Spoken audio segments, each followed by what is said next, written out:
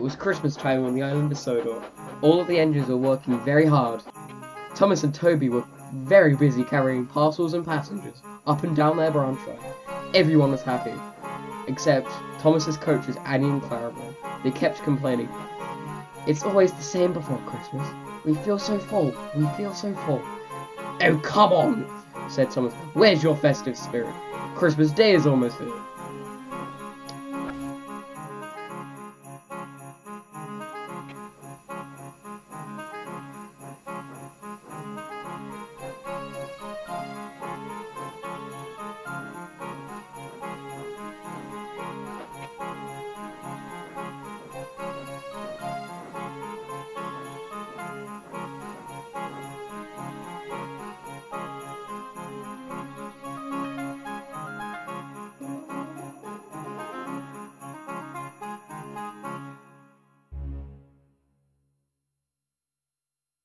By the side of the track was a lonely little cottage with a familiar figure waving to them. It's Mrs. Kindly, whistled Thomas. Happy Christmas. Thomas always felt better for seeing her. Christmas just wouldn't be the same without Mrs. Kindly.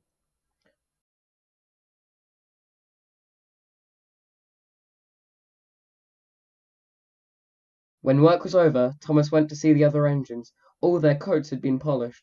Ha, said Gordon. You look at us. Your driver will have to work fast to get you as smart as us.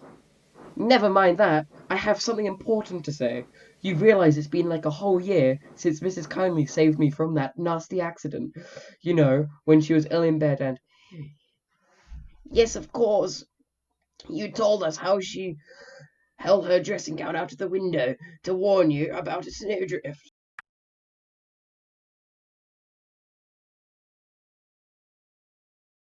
And you and Toby gave her presents. And the Fat Controller sent her to Bournemouth to get better. But, said James and Henry, the rest of us have never thanked her properly. Exactly. So now I think we should give her a proper Christmas party, said Thomas. Everyone was getting very excited, and the drivers thought that the Fat Controller would definitely agree. And indeed he did. The engines were all very busy making plans when silence fell. The weather's changed badly, and Mrs. Kindly snowed up. Toby says he'll help to rescue her. Thomas, you must go and help her too. There's no party without Mrs. Kindly. Thomas hated snow, but said bravely, I'll try, sir. That's a good engine. Now you and Toby will manage splendidly. Thomas changed the snowdrift fiercely. Sometimes they swept aside, other times they stuck fast and the men had to loosen them.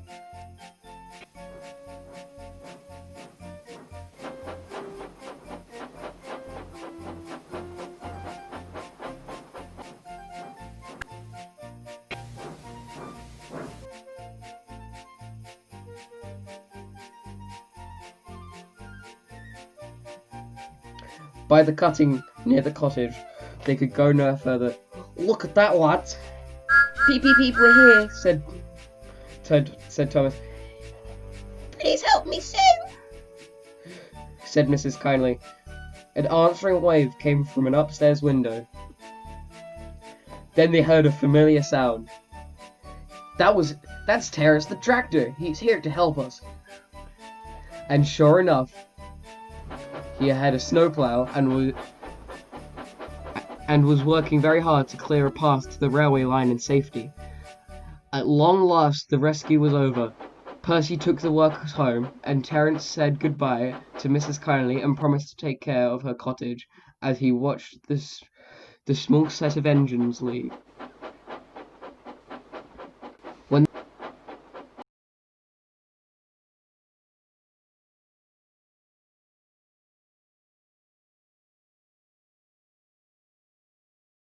they got home, the yard was dark. Thomas's heart sank. Suddenly, all the lights came on. What a marvellous sight to behold!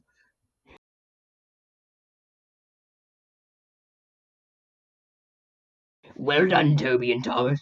I'm really proud of you all. Mrs. Kindly thanked the small engines. Toby and Thomas are old friends of mine, and now, Percy, you are my friend too. Percy was very pleased. 3 cheers for Mrs. Kindly. Beep, beep, beep.